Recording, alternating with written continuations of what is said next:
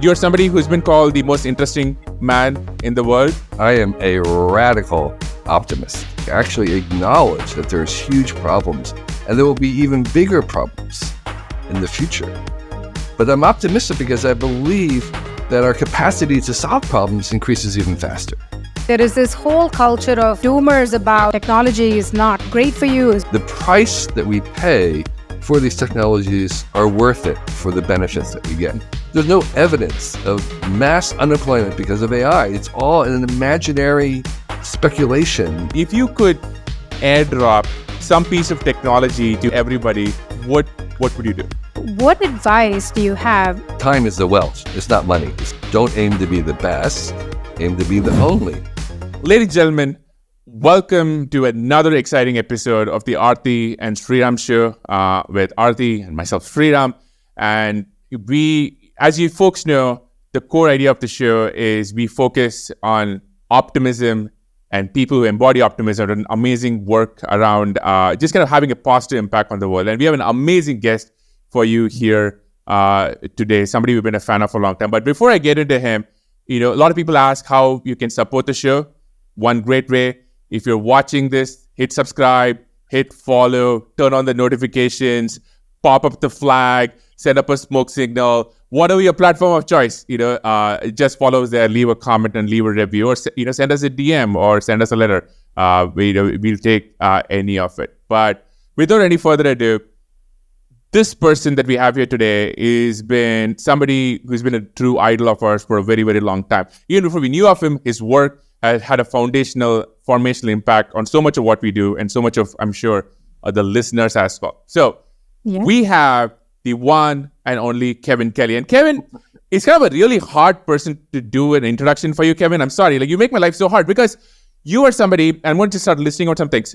You're somebody who's been called the most interesting man in the world. You may be one of the most traveled people in Asia, if not all over. You were the founding executive editor of Wired, which has had an impact on all of us, and pretty much anyone in technology, owes some thanks to it. You're a writer, you're a photographer, you once tried to document every species of life on the planet. There's so much more we're going to get into, but mostly I want to say you're a published author, and in particular, we're going to get into this, which is Kevin's book on excellent advice for living.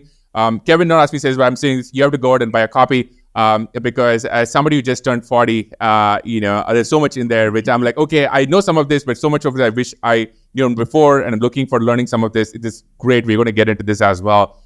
Kevin, it's a true honor to have you on the show. What a delight. Thank you for your very generous introduction, and I hope to live up to it. I would add one thing that may be pertinent to your listeners, and that is that I am a radical optimist. I am so optimistic, and I am more optimistic today than I was even last year. Oh, that is amazing. So, Kevin, I was actually going to go add in an optimist, conservationist, student of Asian culture. There were a bunch of other fields that we left out. This is, I'm actually nervous talking to you because this has kind of been a bucket list interview for us. We've been wanting to do this. Breathe deeply. 1, 2, 3. Just center yourself. Yeah. I was one of the early Kickstarter,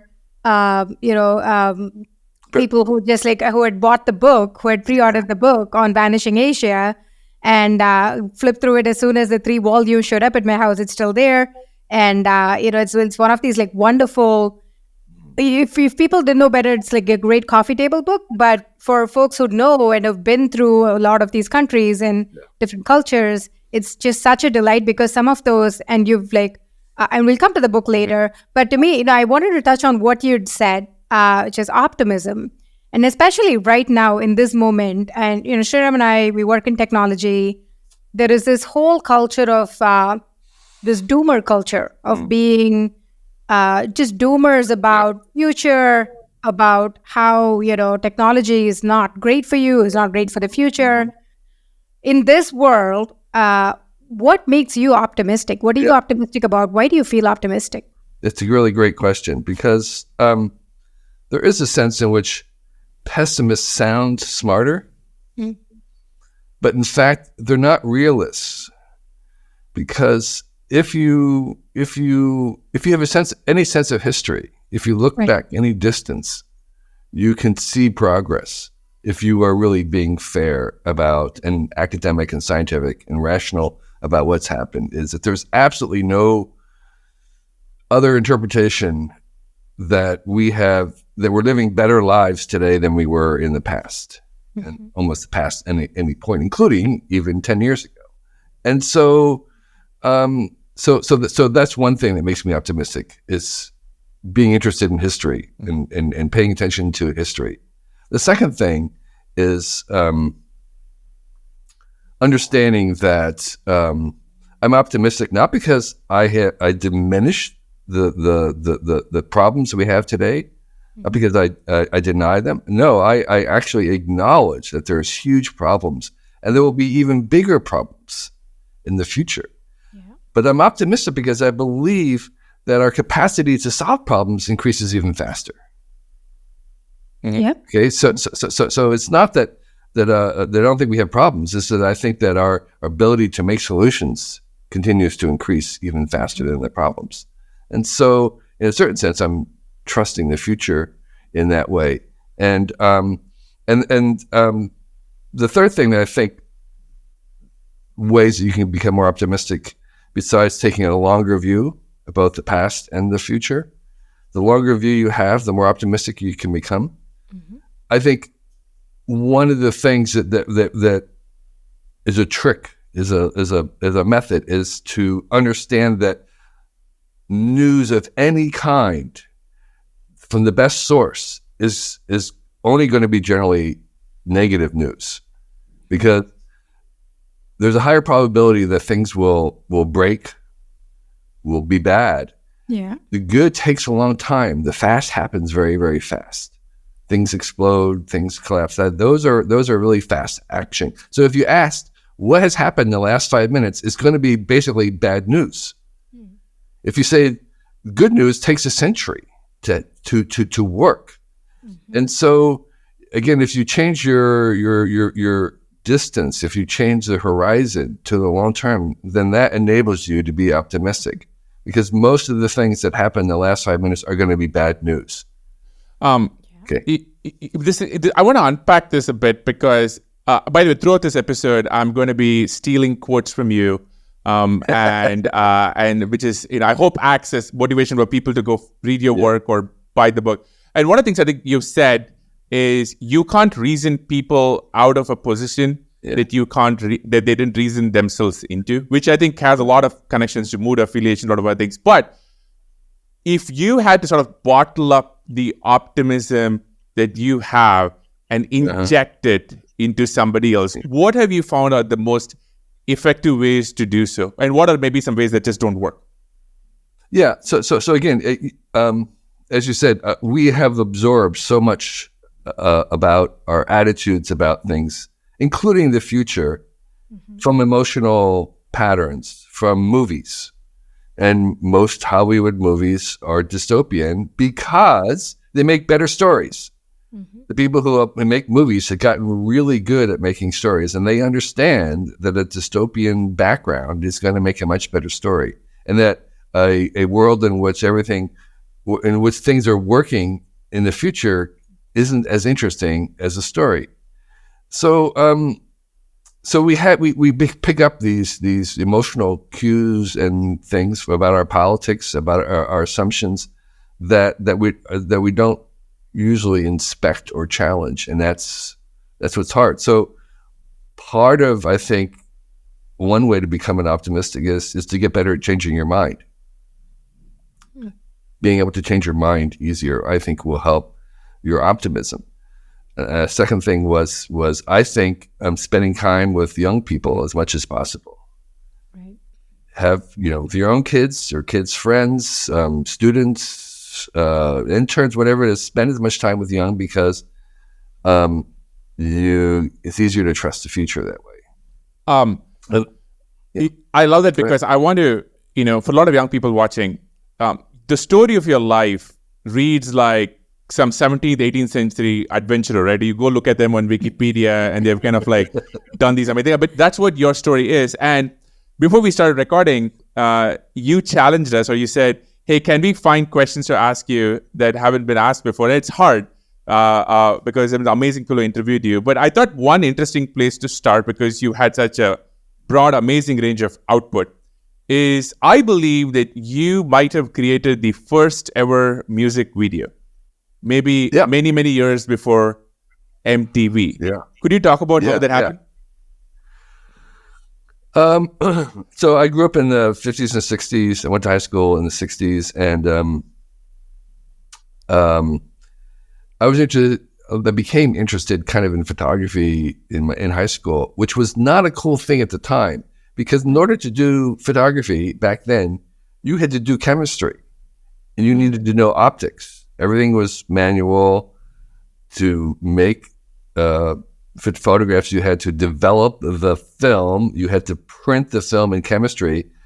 It was very, very, very technical. And doing it, it was kind of an oddball thing to be involved in it. But for me, it was an interesting convergence of my interest in technology and my interest in art. And there was this new thing, photography, which was a combination of both of those. I was really interested in wanting to make movies and videos, but it was so unbelievably expensive to do it. And it wasn't just even the camera. It was the fact that you had to process or have color film. Nobody could do themselves. It had to be sent to Rochester, New York, to be processed and then sent back. And it was very expensive. But I did get hold of a used 8mm camera, and I was putting some film through it. And you literally had to cut and paste film. That's where the cut and paste comes from, where you're cutting film and then you're gluing it back. That's how you edited it, analog. It was very, very laborious, very expensive, but I did manage to spend a couple of rolls of films, and we had a band in high school that didn't play music. We did all the stuff that bands did except play music. We had T-shirts, we had fans, we had, we had groupies, but we didn't have any music. That's important. Like, it's part of the package deal. We had a newsletter that I wrote the newsletter, and anyway, so I did a little film about our band. We didn't play music. We just did hikes and community service stuff. And I mixed up black and white and color and had a soundtrack that was from the Allman Brothers. It wasn't our music.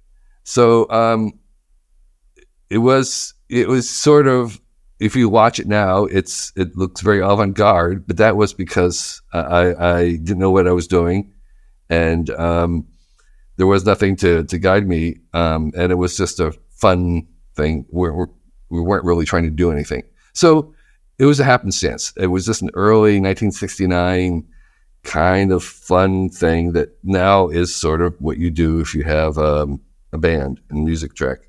And probably an Instagram account. Now, yes, exactly. This actually ties in something which I think is so interesting about you, which is, across sort of this amazing body of work across many decades, there are two themes which pop up. One is you're so prolific, right? A magazine editor, travel photography. But then you also have you bring together the technology side and the creative side. And I believe you try and work on something creative every single day.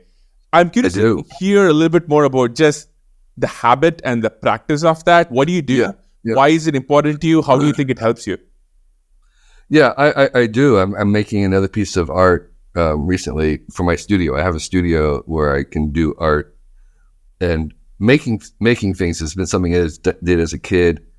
I made train sets. I made a nature museum when I was 12. I found this book at the library about how to make a nature museum, and I decided I needed a nature museum in my basement, and making the exhibit, making the plaster cast of the animal tracks.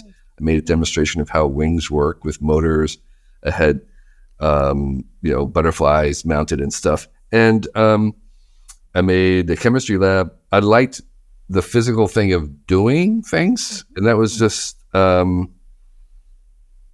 interest. And that was one of the reasons why I eventually worked at the Whole Earth Catalog and went on to edit the Whole Earth Catalog, because it was this convergence of not just the technical and access to tools, but there was this idea of inventing, of inventing your life, of making things happen, of creating. And those words weren't stressed in the Whole Earth Catalog, which was this influential pre-internet information source in the 70s and 80s. But it was very instrumental to me that the invention and the creativity was not just technical, but also social right. innovations. It was personal in the way you invent your own life, the way that you can kind of be self-directed. So all those kinds of things to me converge. And even when we did Wired, it was a very visual publication. That was one of the parts of his brilliance, was that it wasn't just words on the text. We kind of played with the fact that color was now almost free. Yeah. For when I was growing up earlier, until then, color was always more expensive to do than black and white. And we decided, when you have a monitor, color is free. So what could we do if we assumed like color was free for print? Mm-hmm. And so we were kind of anticipating this idea that now there's like, black and white's more expensive in some ways. Yeah. And so we sort of like, color's going to be abundant. What can you do with abundant color? And so for me, that's always been an interest. And if Wired could be summarized in any way, it's not that it was a technology magazine. It was a magazine about the culture of technology. And I kind of lived there with this overlap of art and the personal and the social and the technology. I don't think they're separate. Yeah. You talked about being a photographer and picking up photography, when it was really expensive, cumbersome. Talk to us about Vanishing Asia project. It's, this is a whole corpus of work that's a 50-year-old project across many countries through Asia, many small towns. Like even people living in these countries probably wouldn't have visited them, especially during the times of these big festivals. Some of these, these cultures have basically vanished, right? Like you no longer have these festivals in some of these towns. Sure. And so yours is basically that last corpus of work that covers this over a period of time. Yeah. How did you come up with it? Was this just, I'm just going to keep doing this, and at some point it's going to be, were you prescient enough to be like, well, I'm going to publish a book, a series, or what was in your mind through this time? And why did you put this together as a book? How has it been since? Everything about the book. So I have great difficulty explaining I have 3 kids, to my kids, the parochial nature of growing up in America. I grew up in New Jersey in the 60s. Before I graduated from high school, I think I had eaten out at a restaurant 4 times. I'd never had Chinese food. I'd never eaten Indian food. I'd never had anything spicy in my life. It was white mostly, and some blacks, but it was incredibly isolated from the cosmopolitan world that we have today. And through an accident of my interest in wanting to photograph, I was invited by my high school best friend who was studying Chinese in Taiwan because he wanted to be a missionary, to visit him. And I thought I could go take some photographs, and I called up National Geographic before I left, and I said, hey, I'm going to Taiwan and Japan. Do you need any photographs? And they said, that's not how it works here. But when you come back, show me your work. Yeah. That was so powerful. But I was setting off to photograph. I had no idea of what I was getting into. I was a college dropout, and it turned out that landing in Hong Kong and then on the way to Taiwan and then all the way to Japan, it was unbelievably eye-opening just to see this otherness, this other culture, alien from us, the richness of it, and then in addition to places like Taiwan, Japan, this is where all the things being made in America were being made, and I would see them being made in the open in these kind of family garages and stuff where they were actually manufacturing all this stuff that and so there was this kind of an X-ray vision of the world, and there was a different sense of privacy, so things were much more public, much more out there and communal, and people's sense of privacy was different. I could kind of walk into a farm or even a farmhouse, and people might be surprised I'm there, but they weren't offended. They were welcoming, and that ability to kind of get inside and see the world in a different way was addictive to me, because it was like every day I am having my mind changed. Every day I'm learning something new. And so I just kept going. And it was at a very special moment in the world where you could, someone like me who had very, very little money, I mean, I was living on a couple $1,000s a year. I was traveling on a couple $1,000s a year. Someone like me who had very little money could get to some very remote places without having to have a big expedition, just by hiring a Jeep or something, or even a bus, and getting to very remote places that had not yet changed, that were still living in medieval times. Mm-hmm. And that time machine was unbelievably powerful. And I was trying to document this because I could see it was disappearing. Mm-hmm. And so I didn't know what I was doing with it. I wasn't trying to make a book. I was just trying to capture this unbelievable richness and alternative ways of doing things, and the costuming and the architecture and the festivals, which made sense at that time, but increasingly were not going to make sense. And I was not nostalgic for them. I understood why they were being replaced, but I did want to capture it before they were gone. I wasn't trying to save them from going. Mm-hmm. I just wanted to capture it before they were gone, because I think those old ways can still serve as inspiration, as idea banks, as suggestions about what you might want to do, even though we don't going to replicate them. Mm-hmm. And so that idea of like, there's a whole bunch of alternative ways of doing things. And as you're making something new, you may want to consider some of those old ways, because they may have some ideas for you today. I think if I'm correct, was this the time? I think this was the time when you found this remote village. If I remember, it might be in Afghanistan, which was pretty much unchanged from the 17th, 18th century. And kind of paint a picture for me, because I'm in my head thinking, mid 20s, Kevin Kelly with a backpack, right? Like you can get on a plane, come back to the good old USA, but then you get on this probably rickety bus and you're like, I'm going to see what's down there. So one, I want to kind of hear you tell sort of the experience, but also like, what is going on in your mind at that moment to be like, I want to go down there. And this is the age of no Instagram, no Wikipedia, so you don't actually know what's going to go down. So you don't. That's the important thing. You have no idea. Like I was on a bus in Afghanistan, and I would literally, I didn't even know if the road kept going or not. I didn't even know if there was a road. There was certainly no hotels there. We were staying at government little, governments often had guest houses and things where the government officials could stay. And I literally didn't know if this road would keep going or where it would go to. I had a big country map, no idea of villages' names. And I was going there to see if there was something that would be amazing.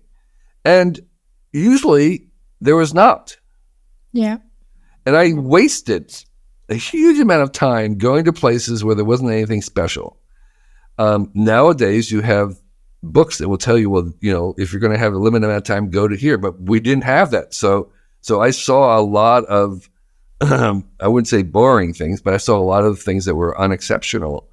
On the way to find, but then I would see something. It was something nobody had ever seen before, or at least I didn't even know about. And so the genius for me, the beauty of this was that it was a time machine. And in the case of Afghanistan, or even the Philippines, or parts of India at the time, like in Rajasthan, way out, way beyond Jaisalmer, up, beyond Bikaner, they were living in in conditions in a style that was medieval, meaning that really had not changed in thousands of years. Places in Afghanistan, they had entire towns without electricity. I mean, without electricity. So they would have the evenings, they would go up and light the kerosene lamps in the streets. They had kerosene lamps. They had camels and donkeys instead of vehicles.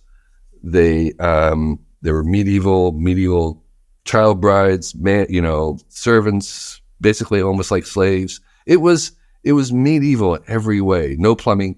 And so I got to experience what it's like without technology, what it's like without the modern institutions. And that's another reason why I'm so optimistic, is because I've lived in that world, and I know what it is, and I understand the problems that it brings. I understand the problems that social media has, but it's obvious what the benefits are at the same time, because I've seen the world without plumbing. I've seen the world without electricity. I've seen the world without individual transportation. And so it changes your views. At least it changed my view to make me much more appreciative of the price that we pay for these technologies are worth it for the benefits that we get. I think for us, in a way, this is also what makes us optimistic, I guess. For us, for both Sriram and me, technology gave us a lot. It gave us like our entire existence today as we see it. I remember my parents to this day talk about growing up in villages without electricity, without, potable water that you have to pump it out. No internet. Like even I would go visit the village as a kid and there was no concept of internet. We only got internet in our 10th grade or 11th grade or something. It wasn't even the norm growing up. And so for us, and also my first ever leaving the country in leaving India experience was to pack my bags and move to Seattle to work at Microsoft. Yeah. And when I did that, my entire understanding of America was all from TV shows. Yeah, of course. Was from movies, that kind of thing. And so when I came in, for me, I had the same experience as yours, but the reverse, where I go into Seattle, I look at these national parks and just nature and wilderness, and I'm blown away. And I'm like, I'm not taking this for granted, because the first ever national park I went to was the Olympic National Park. Yeah. And it is just incredibly beautiful. I'd never seen anything of that sort. Yeah. And so to me, similar to yours, I pulled up my camera and I started taking all these photos, because it was like, I don't know what's going to happen, because how could this place just be like this and no one's talking about it? Kind of thing. So to me, that makes me feel like that is also one of the reasons why I'm so optimistic, because I've kind of seen what it takes to grow up and grow through technology advances and literally make a living, because we are in technology, building tech. Yeah. And it's hard to just take it for granted. Yeah. And I have to be clear that this kind of medievalness what has passed, is gone. It's no longer there. There's every adult in the world has a mobile phone at this point, and that begins to change that very, very, very quickly. And you bring in electricities, and actually there is one technology that I think is really underappreciated for its role in development right now. The number one, of course, is the smart cell phone, but number two are cheap motorcycles. Motorcycles just transforming the developing world, because you don't have to build roads. All those villages waiting forever for a road to be built in are now accessible with a cheap Chinese $300 motorcycle that can haul not just you and your family up and down, but the goods. You can move your produce in, you can move in equipment in, and you even can rent them as a moto taxi. And they're just suddenly penetrating everywhere that has been waiting for roads to be built in the mountains, and the far distant rural areas. People don't realize the extent to which together with the phone and the motorcycle, basically the entire world is now penetrated. And that has really accelerated development.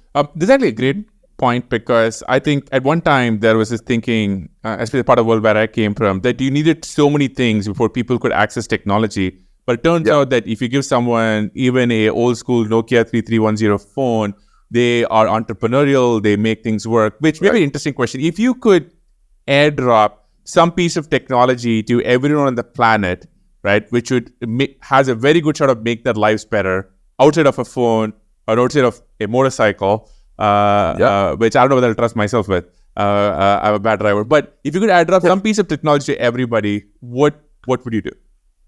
Well. The next answer right now is going to be AI, and with over communications over those phones, and to kind of jump forward a little bit is that we're going to have AI doctors, and an AI doctor is not as good as human doctors right now, and it won't be as good as an AI plus human doctor. So that's the best is the human plus the AI together as a team. We've established that many times, that the AI plus human is better than either AI by themselves or human by themselves. However, even an AI doctor by itself is better than no doctor. And that's what we're going to be having is now with AI, you'll be able to have the best teachers, the best tutors, the best doctors reaching everybody that can get a signal. And that is going to be really, really powerful. So some of the, it's not the elite that necessarily going to benefit most from AI, even though it'll be expensive in the beginning, like all things, and they'll have more access to it. The people that will be changed the most by it are the same people who were changed the most by having a mobile phone, which was those who have the least. And so I always think of this as the haves and the have-laters. Okay, so the rich subsidize technologies when they don't work and they're over expensive. And then they use them enough at the high prices to make them cheap where they really work well and they're affordable for everybody. And I think that's what's going to happen with AI. It'll take a decade. It's not going to happen tomorrow. It'll take a decade or more, or maybe several decades for this to reach it. But that's where we're going is bringing AI so people who have very little can have an AI doctor, can have an AI tutor, can have an AI assistant. All right? That's incredible. So you're out in the little village and you don't have but you have an assistant. You have an AI assistant. You have an AI intern that's helping you.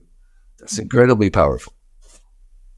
I think the challenge I think we have right now is there's so much doomer talk and pessimism around AI, a lot due to sci-fi, Skynet and insert your dystopian movie of choice, but also I think some of our own creation, right? Like we have a lot of folks from our world or policymakers who are convinced that AI will bring about the end of humanity. I am curious to how, if you had to change the discourse or if you had to change the narrative around AI and you had supreme power over humanity and how we think about things, what would you do? How would you change people's minds about AI? Well, I think there is something that's missing from people like myself, and it's the project I'm working on, and that is that we don't have very many pictures of a world in the future that's teeming with AI and ubiquitous genetic engineering and constant monitoring that we want to live in. And so it's really hard it's hard to imagine right now what that world looks like. And I think it's going to be, unless we do, I think it's going to be hard for people to be optimistic. And so we need to have some pictures, even if it's like a Star Trek kind of a picture of a world in which there is embedded, ubiquitous, cheap AI everywhere, and genetic engineering and all this other stuff. And it's a world that we kind of we can't wait to get to. And so I think that's, I think we haven't yet been able to describe that in enough detail.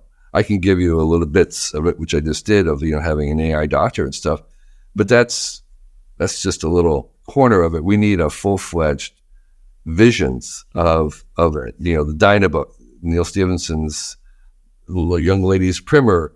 We need more fleshed out visions that people can kind of work to and say, here, this is why I'm working in AI. I want to make this. Right now, people say, I want to make Terminator. It's like, no, it's not going to work. Right. And so I think there is a vision, and there should be more than one, scenarios about what that world looks like. I would say another thing that would help is new technologies always have to be compared to what exists. Right. You always have to compare to what. So it's like, yes, I mean, and I've said this for a long time. Of course, AI robocars are going to kill people, but compared to what? Compared to humans. Humans should not be allowed to drive. I mean, we look at what all the stuff of humans. We say they should absolutely not be allowed to drive ever. So you always have to compare the new technologies to the existing technologies. Yes, mercury fillings may have some slight little negative thing, but compared to what? Compared to cavities? Cavities are terrible. They're very, very disastrous for your overall health. And so we always have to compare these new technologies to what exists right now.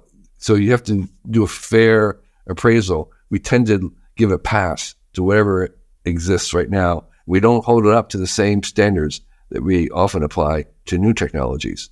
And so I think the precautionary principle is basically horrible, misguided idea. I call it the pro-actionary principle, which is that we kind of want to constantly test and measure the new things in a real way. So AI, I would say, one of the things about AI is let's measure actually what has happened so far. With the AI that we have, what are the actual results? And, how many people have actually died? Or let's take this one. How many people have actually lost a job because of AI? How many do you think it is? I think it may be one or two. Mm-hmm. Maybe one or two people. Maybe 100 people, if it were generous. But there's no evidence of mass unemployment because of AI. It's all an imaginary speculation that's not rooted in any kind of evidence. So I would say the first thing about AI, let's look at actual evidence, like academic, scholarly, scientific evidence of what is actually happening versus imagining all the things that we could. Actually, I wasn't going to go down this path, but since you brought this up, obviously, there's a very heated discourse at the moment, right? Like on many things about AI. Obviously, there's a job. If you look at the short term, replacing jobs, all the hate speech misinformation. But then there's a lot of people who would say extinction level risks, FOOM, all of those scenarios. So if you were in a room with Eliezer Yudkowsky right now, what would be the argument you would make to him about why AI won't kill us all? There are several. One of the most common tropes and the arguments for being afraid and wary of super intelligence is this idea of exponential increase. Well, let's look at the evidence. What is the evidence that the output of AI is increasing exponentially? Zero. There is no, it's not, actually what's increasing exponentially is all the resources for it, the compute, the number of chips. Those are all expanding exponentially in order to have a small increase in performance. Most of the performances actually are plateauing. It's diminishing returns where you need more and more compute, exponentially more compute in order to make a fairly small difference. There is not an exponential, there's no Moore's law in intelligence. Mm-hmm. There's no evidence for that whatsoever. Mm-hmm. First of all, we don't even have very good metrics. Like, okay, is GPT-4, how much smarter, better it is than it is a 3.5? Is it 10 times? 100 times? 1 million times? 2 times?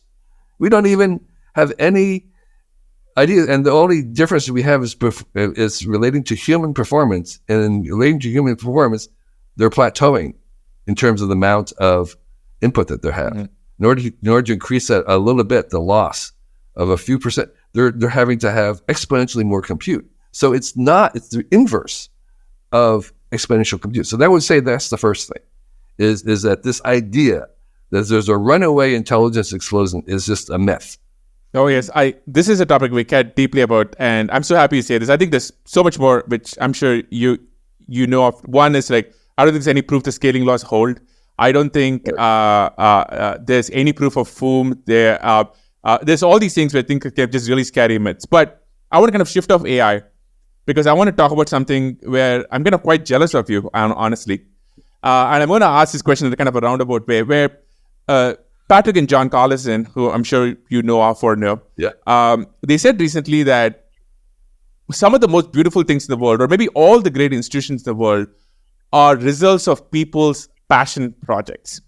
And I don't know if it's true or not, but when I look at your output, which is sort of an insufficient word to capture all the things that you've done, so much of that has such obvious passion embedded in it. And I want to kind of get your thoughts on sort of your meta system of when, how do you pick a project, how many do you work on, how are you productive across so many of these things. So walk us through the meta of Kevin Kelly before we kind of dive into some of these projects, because I'm kind of jealous. I'm like, I can't even barely do my day job, and here you're writing a book, you're doing like a multi-year photography thing. So walk us through the Kevin Kelly system for having such crazy amount of work going on.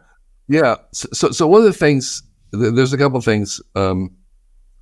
One is, I grew up without very much money. My parents didn't give me money to do any things. It was all my own. I dropped out of college, and I kind of signed up at that point for a life where I wouldn't have any money, but I have time. And I when I was traveling in Asia, I met this older person who was traveling with a group kind of tour. I think they were hiking in Himalayas. I was carrying my own pack, and they had porters, and they were hired at porters and the whole guides. And he looked at me and he said, "I'm really envious of you because you have all this time to spend here, and I have 2 days or 3 days, whatever it is." And it was like an epiphany for me. So here's this really rich guy saying, "I envy you because you have time." And I realized at that time is that for me, time is the wealth. It's not money. And so having that kind of control over my time, and so I would do projects that had no economic merit. The Vanishing Asia thing, for 50 years I worked on it. There's no economic model for that. There's no one. People weren't clamoring, "We need Vanishing Asia photography." It was, as you said, a passion project. It was led entirely that. And so I lived as if I was a billionaire when I had like zero money. I was like, what would a billionaire do? Oh, what they do is they have time. It isn't that they have money, it's that they have control of their time. And so for me, it was always about leading with the passion, having enough value, and then doing things that were valuable, picking ones that were valuable to other people. And at some point, Cannon had an epiphany, and this was at Wired. And the epiphany was, if you are successful to a certain amount of time where you're doing things that you like, other people like, that pay well, that's actually not the epiphany. That's not the apex. People think that Holy Trinity is like, okay, things that I really enjoy doing, things that other people appreciate, things that I'm good at. If you get those three together, that's golden. But there's actually a fourth level. And that fourth level is there anyone else who could do what you're doing? Are you doing things that nobody else can do? And so I have inadvertently arrived at understanding that working on things that no one else is kind of really interested in at that time, maybe no one else understands, or no one else can do, that is really the spot that you want to be. That's how you can become productive, because there isn't anyone else. You can kind of take your time. You can kind of spend there and not have to be rushing quickly because you're by yourself. And so this is a little bit of summary for the bit of advice I have, which is don't aim to be the best, aim to be the only. That understanding. So one of the questions I ask myself when I have this, I'm thinking about what I'm going to do is, would anybody else do this? Could I imagine someone else doing it? Because if the answer is yes, then I'm going to avoid it. And I wanted to work on something that no one else is doing. And one of the ways I do that, by the way, is I talk about my ideas. I try to give my ideas away all the time. I'm talking about what I'm thinking about doing, what's a good idea, in the hopes that someone else will take it. Because if I've tried to give away an idea for 5 years, then I know that nobody else, and now if I still think it's a good idea, then I know, it's like I've been trying to give this away ideas, so now I can work on it at my own pace and do my own thing because no one else is really going to do it. Okay, and all right, so walk me through then what Tyler Cowen would call the production function, right? Which is your weekly rhythm. How often do you write? When do you write? Yeah. How do you split your time between these projects? Like for example, some writers I know have multiple things going on because if they get stuck, they move on. Others are all in on one thing. So walk us through how a week looks like for you. Yeah, I don't like to write. I avoid writing as much as I can. Mm-hmm. It's incredibly painful. I take on deadlines now and then to force me to write. So I write in order to figure out things. I'm working on a piece right now, and I'll tell you what it is because I'm hoping to give it away. Mm-hmm. I'm working on a piece called Latent Spaces, and it's a different take on AI. It's this idea that latent spaces may be a new medium. Latent space is what the models of AI are. What inside the models of AI are latent spaces, and I'm suggesting that those latent spaces themselves may be a new media, more than just being able to ask it questions, have it queries. That you might be able to play with the latent spaces that are common between, well, we don't know, common between models, or maybe transforming one latent space to another latent space. So for me, there this idea of kind of looking at AI in a completely different way, in a systematic way, in the way kind of like Stephen Wolfram kind of explored CAs and looked at combinatorial, all the possible CAs to get an idea of that system. I'm saying there's something happening with latent spaces in AI, and so I'll kind of noodle around, but I'll pitch that as a story in order to force me to have a deadline, in order to force me to write, because I don't like to write, because it's thinking. It's like hard. It's like I don't know what that is. I write one sentence and I realize I have no idea what I'm talking about. I got to do some more interviews, and so that's a lot of work. And so I need to have a deadline to kind of force me to do that really hard thinking.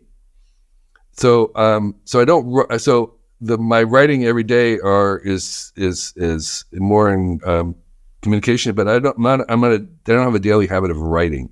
I have a daily habit of making art, and I have a daily habit of reading, and I'll be reading a lot of papers as best I can to kind of give me some ideas about this, and then I do presentations. So my livelihood is giving talks in Asia.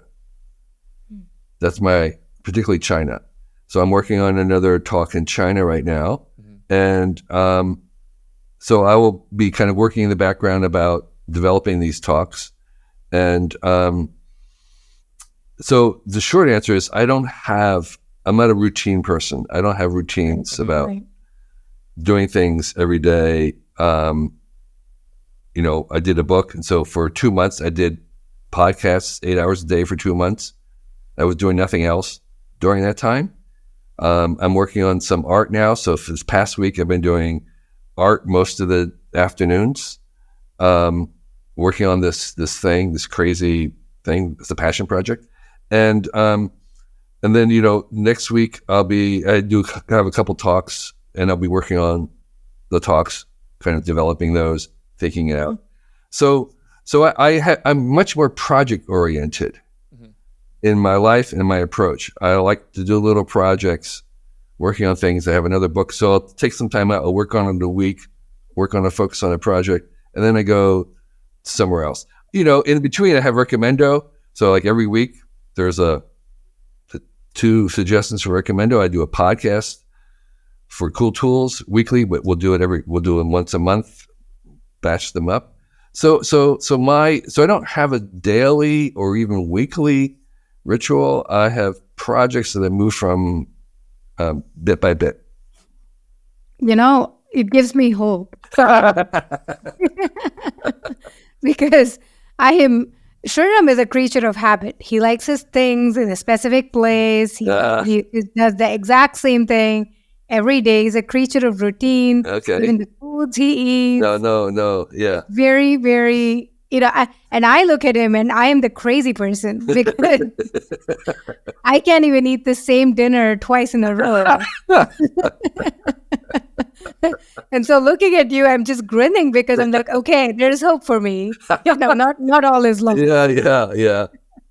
That is true. I am very particular about things, and I get very grumpy and unpleasant to be around when something is amiss. And Aarthi has kind of seen that, sadly, I would say. Okay, but switching topics at this moment, I think at the top of the show, I kind of mentioned this amazing book, which if I believe, you turned 68 and you were writing down advice, and you had this post, and then you were like, hey, let's make the book. And I can't recommend this book highly enough.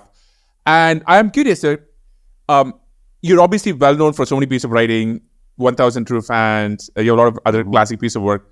What from this book, which is kind of like a book of aphorisms, advice, etc., some profound, some funny, all interesting. What has surprised you in terms of people coming up to you or sending you an email or reacting where you're like, I did not know that was going to connect in a way that it maybe did? Yeah. So let me just for the sake of the audience, let me just say the name of the book, which is Excellent Advice for Living. Mm-hmm.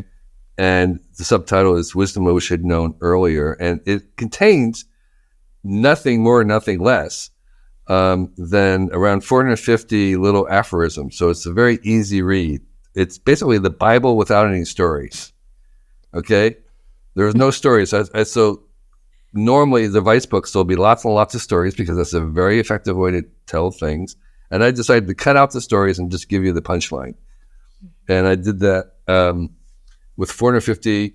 Many of them are kind of channeling the ancient, the Lao Tzus and the Greek Stoics and the biblical prophets.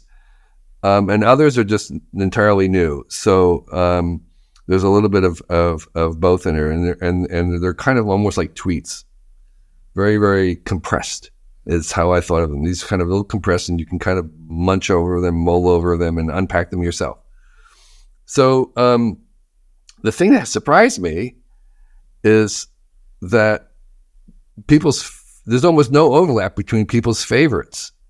That was the delight. Is like there is no common general favorite of everybody. I thought there would be. I thought the couple would kind of emerge as commonly appreciated, but no, there's everybody. It's very individualistic. Everybody's favorites are going to be brand new to me. I mean, that no one else has really said that they were their favorites. And so that was a surprise, was kind of how there wasn't any emergent favorites out of them. Oh, that's interesting. Okay. So I know we have a few minutes left. I want to ask you before we go to the end. Obviously, you've been playing a lot with AI. But you sort of the prototypical nerd geek collecting tools. I kind of see you in sort of, obviously, you're kind of the pantheon of people extrovert brand. What are you playing with now technologically outside of AI that you're like, you should go check out this site, this app, download it, install it, tinker with it, open it up? Give us a few. You said outside of AI. Outside of AI. Or maybe, Yeah. it's not just say Mid-Journey or something. It's like something which maybe out of the mainstream. Related to AI, it is AI, but not Midjourney, is the new Adobe Firefly capabilities that I was been having fun playing around with. So you can kind of take text and what's the word I want? You can texture text in a very, very powerful way. That was Midjourney are notoriously bad with text, but this is just text only for Adobe. Outside of AI, there's still something important in what I call the mirror world, in the world of the VR, the AR happening. The recent things that Zuckerberg demoed with their avatar. They're that's not dead yet. Yeah. There's a lot that's happening. I saw some of the stuff at Google with their Starlight versions of immersive presence without having to wear any goggles at all. So we're having this Zoom right now, but we could be having it in a way that you're in 3 dimensions and I'm not wearing anything at all. It's incredibly powerful, full scale presence. So there are little experiments and things there that I think are still many, many years away from being good enough to be that smartphone moment, but they're really they're on their way, and we shouldn't ignore that because that is still happening. Wow, that's great. I think we have a minute or so left. I wanted to ask you one question. I was reading your book, and all of these, for me, when I read your book, it's a little bit of this time for introspection on what I should be doing, what I've been doing, what I'm thinking about right now. And one of the things that's like always top of mind for me and Sriram, we are relatively new parents. Our kids are small. We just moved and packed up our bags and moved to London. It's like a new adventure for us, and we're trying to figure it out. So I guess I wanted to ask you, what advice do you have for parents, for new parents just about getting started? Kind of a trite one, but very important to me was, probably spend half as much money on your kids as you might think and twice as much time. The time that you give them is just so valuable to them. They just will absorb it, and that's really what they will calculate and remember. The other thing that I was very late in understanding, and I wish I'd known earlier, was this idea and the value of rituals, small rituals. So I would say make as many rituals for your kids as you can, and a ritual is anything you do 3 times in a row. It's a ritual. So whether it's making pancakes every Sunday morning, or you have a certain thing you do at the beginning of your birthday, or you do something every season, or you have a place you go to once a year, or, in the morning, every time that they get a grade, you do something, a good grade, you do something. And what it is, it's like the entire world, as they grow up, the entire world could be very uncertain or weird or unstable or whatever it is. But the fact that you make pancakes on Sunday morning is like, that is so powerful to them. They can come back to that. They can rely on that. So you have these little rituals, and those rituals become ever more important, even though they're frivolous and they're maybe meaningless in some senses. They accrue meaning by just being repeated so often. And so when they get really older, my kids are just the few little rituals we have, they just love them. They just were so foundational to them. And I didn't realize how important they would become, or I would have done more of them. So my advice is do more of them right now. I love it. We're recording this on Friday evening in London, and Friday evening is a bunch of rituals, including video game time with our 4-year-old, who may be too good at video games for her age. And we make popcorn. Oh, yes. Yeah. Whatever it is, it's just little tiny things that you do on a regular basis, and you're consistent, and that consistency is what they rest on. Kevin, This has been such a true pleasure and delight, and you are, truly, no one can do what you do. You're one of a kind in so many ways. Thank you for the book, which I can't recommend enough. Excellent advice for living. Wisdom I wish I'd known earlier. It's amazing. It's an easy read, but it's profound, have an impact, I swear. And thank you for everything that you do. You're so generous with your time and everything you do. So this was such a pleasure. Thank you, Kevin. It was really a lot of fun. I enjoyed having this chance to be with you guys, to meet you a little bit more than I have. And thank you for taking time with me. I appreciate it. Thank you so much. Amazing. Thank you. Thank you.